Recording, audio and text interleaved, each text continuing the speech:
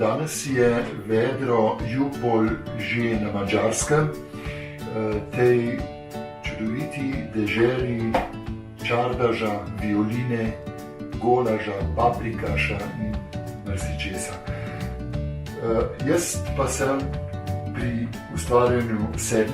platna, kateri mi pa že daje neko zadovoljstvo, ker se približujem k segmentom ustvarjanja nijans, detaljev in moram biti majčken pazljiv, ker sem tudi oblepil že detalj, kjer se bo pač pričelo slikanje zanimivih detaljev slike. Torej, še vedno sem pri osnovni barvi, tej modri, ki jo je, kot sem že omenil, največ na sliki.